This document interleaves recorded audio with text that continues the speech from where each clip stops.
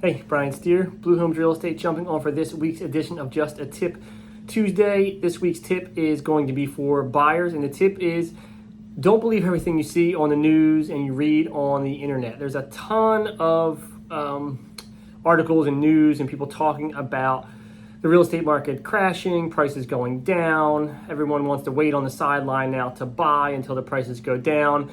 So what I'm going to do really quickly today is take a look at those statements and whether or not there's any truth to them, whether it makes sense if you're a buyer in this current market to wait, especially because obviously the interest rates have gone up, right? When the interest rates were a 3 a few months ago, you could afford a whole lot more house than you can now that they're in the 5s. But does that mean that you should wait? Does that mean that a correction is coming in rates and in pricing? And the simple answer to that is no, it doesn't mean that at all. People that were around in the early 2000s saw the crash, still feel that sting, and they're still scared of something like that, but this market is completely different. All the market conditions point to the fact that we are going to see a slowdown in price appreciation.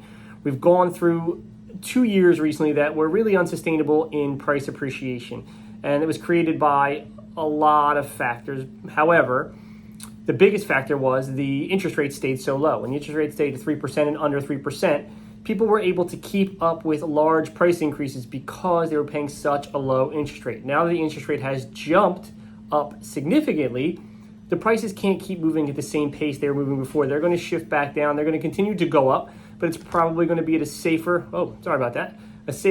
healthier number of a 3 to 5% raise through the year versus the 10, 15, 20% we saw each year over the past couple of years.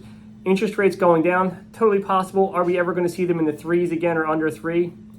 All-time lows, who knows? It's hard to say, but 5% is still ridiculously low. If you look in the 80s, they paid 18, 19%. If you looked in the early 2000s, you were still 6 to 7.5, up to 8%.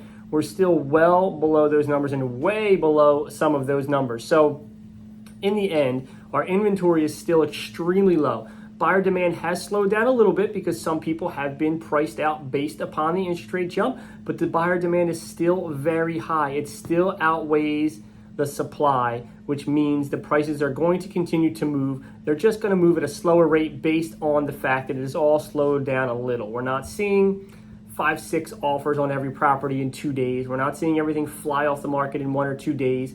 But again, that was not sustainable. We are back to kind of a normal real estate market where there are buyers, there are less sellers, so there's still some competition, but it's not as crazy as it was. Prices are still moving up. We're still seeing on average list to sale ratios across the board are 98 to 100% or over. No big discounts going on yet.